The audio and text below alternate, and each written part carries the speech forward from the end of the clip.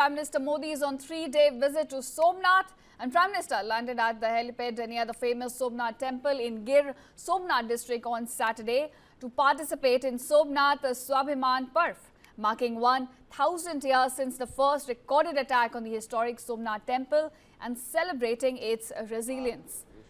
Now, the grand event featured Omkar Mantra chanting and a spectacular drone and light show.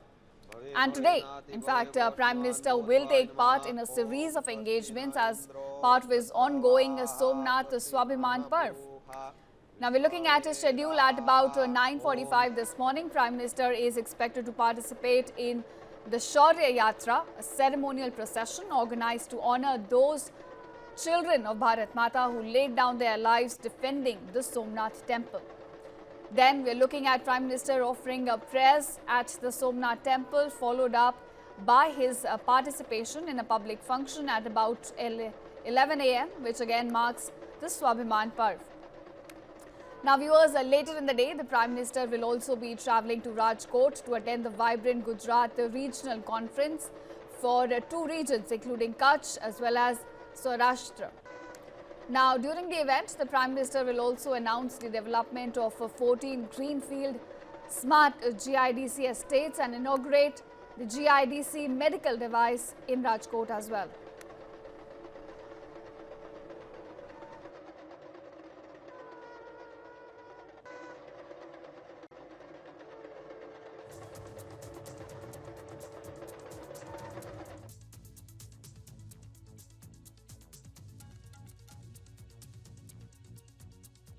All right, I'm now being joined by Suresh Kochatil, political analyst on News 9. Thank you, Mr. Suresh, for joining us early in the morning. Now, I want to ask you, we are witnessing history being unfold right in front of our eyes. 1,000 years of fights, of battles against attempts to destroy Hindu civilization, and yet, despite repeated attempts, Somnath Temple stands today as a testament to the resilience of the civilization. So, how do you look at this festival today? I think it's a cultural renaissance of India, Bharat, if you can call it that way. Because exactly 1,000 years ago, this temple was first attacked by Muhammad of Ghazni. Yes. And since then, 16 times it was attacked, it was rebuilt, it was attacked and destroyed. Last being Aurangzeb, who destroyed it. Of course, Rajmata Ahilyabai Holkar came back and built it again. And that showed the resilience. Also, many kings of Gujarat at that time actually had rebuilt it in phases in between whenever it was destroyed. Now, the obvious question you would ask is, why was Somnath targeted? Yes. One, it was the first Jyotirling of the country.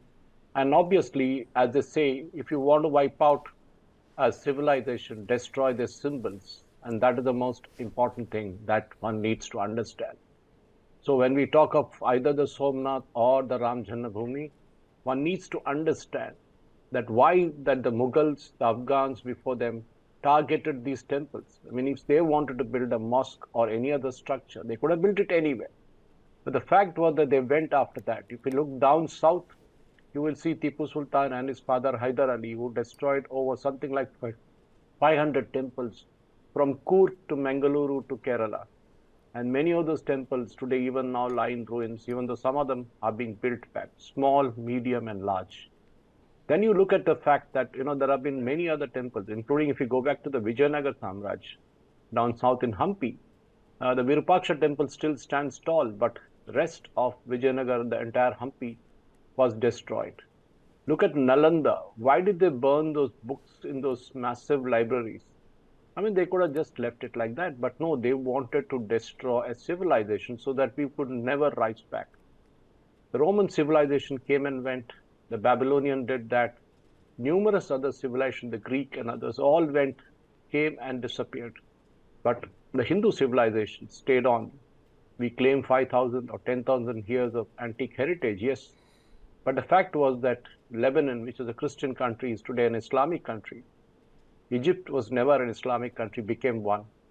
And we see numerous other countries across West Asia, which were never Islamic, became them because they could not resist the kind of marauding crowd that came in and destroyed their civilization. We held on. I mean, we should pay tribute to those, as Modi ji said, to those 50,000 brave individuals who stood up to defend the Somnath Temple and sacrifice their life when the first destruction was carried out by Muhammad of Ghazni. More importantly, there was a statement by President Trump earlier during Operation Sindoor, in which he made a statement that Pakistan and India have been fighting for 1,000 years. Yes, he did. Why did he do that? He knew what he was speaking. Many of us missed that point. But the fact was very clearly, today if you look at Pakistan's long-range missiles, they are all named after the same invaders who destroyed India. Yes, you have Babur missile, you have Aurangzeb missile. Ghazni, yes. You have Ghaznavi, you have all the kind of missiles which are named after the same people who destroyed or who tried to destroy the Indian civilization, the Bharatiya civilization, the Hindu civilization. So it is very obvious that we are fighting a civilizational battle. Yes. Or we were fighting a civilizational battle. And Somnath, sadly, Jawaharlal Nehru tried his best to stop the reconstruction of the Somnath Temple. And if you look at the various letters that he wrote to chief ministers, to the Indian ambassador in Pakistan, asking not to give the Indus water for, to be poured over the linga in Somnath. He also asked the Indian information minister, then information minister, to play down the entire thing so that not enough publicity is given. He wrote to Liaquat Ali Khan, the Pakistani prime minister, and almost apologizing for rebuilding of the Somnath Temple. Now, these are all history. I mean, the Congress cannot deny the fact that these letters are not written. They are in the archives, the official archives. Why was Nehru so angry? The state government or the central government funds were never used to rebuild the temple, and Sardar Patel ji and K.M. Munshi ji both ensured that. But the fact that he instructed the President of India, the then President of India, Dr. Rajendra Prasad, not to visit the temple during the Pran Pratishtha. And why? Why did he do that? He asked his ministers not to go to the temple. Why such a hate? He could have just stayed neutral and said, okay, you take a call, you want to go, you go. Or you don't want to go, you don't go. But he specifically imagined a prime minister ordering a president not to go to a temple which has been reconstructed. But of course, Rajendra Prasad, being Rajendra Prasad, just brushed aside that and carried on with his job. The hate percolates down to just one person, and that was Sardar Vallabhbhai Patel. Because that thing we saw later when Vallabhbhai Patel ji passed away, the same Jawaharlal Nehru did not allow Dr. Rajendra Prasad to attend the funeral. He said, I told the president, advised him not to attend the funeral.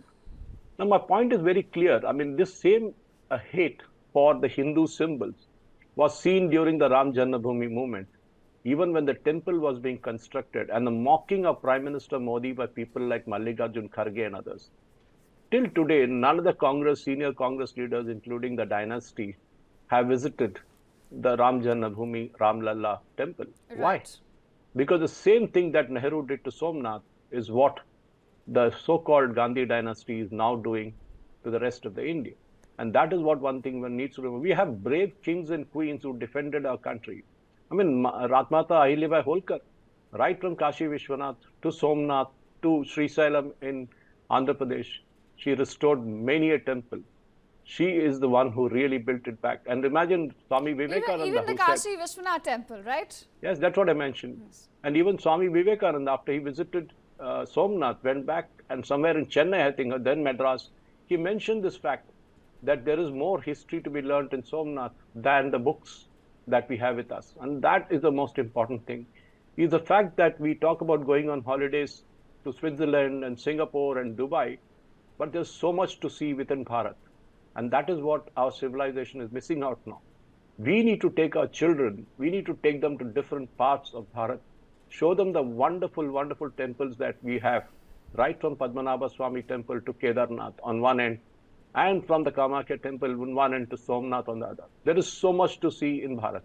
But unfortunately, our history books have been written in such a way by the leftist historians like Romila Thapar and Irfan Habibs, that we were made to look like a nation of losers, that we lost every war from the Battle of Plassey to everything that we had. No, we had the Ahom kings who stopped the Mughals from entering what is then now called Assam for over 800 years. Right. We had, Rani Abbakka down south in Ullal in Karnataka, who finished off the entire battalion of Portuguese. This is what history was all about.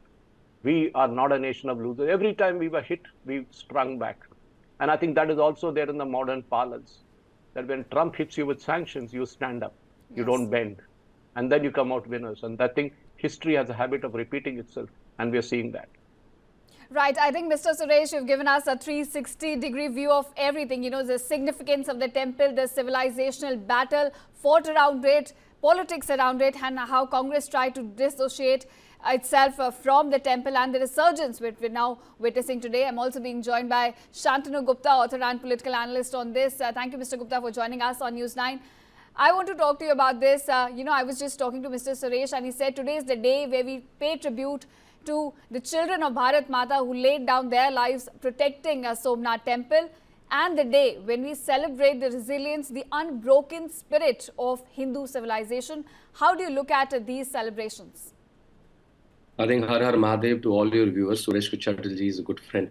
And to you, I think we are in very fortunate times, Sureshji. I never thought that we, with our naked eyes, will see Kashi Vishwanath corridor getting built, Ram Mandir getting built, Somnath getting this Bhavya inauguration, and from all the temples from Kedarnath to South, right? We thought it will be a book or a PhD thesis or maybe a TV debate, but we are seeing every year a new temple getting its grand prosperity as it was in those days. I was holding this two books which are very important because I'm an author, so I love books. Hindu Temples, What Happened to Them by Sitaram Goelji. It's a 2-volume book. It gives you detail after detail how these multiple temples were broken, and to disrespect it further, the bricks from there were taken and put in the nearby mosques, right? So that you will further disrespect the gods and the sanctity of this temple. I was also reading this book, Aurangzeb's Iconoclasm by Frankia Gothe. He has translated a lot of farmans of Aurangzeb time, and there was a very, very disheartening picture of Somnath Temple getting destroyed.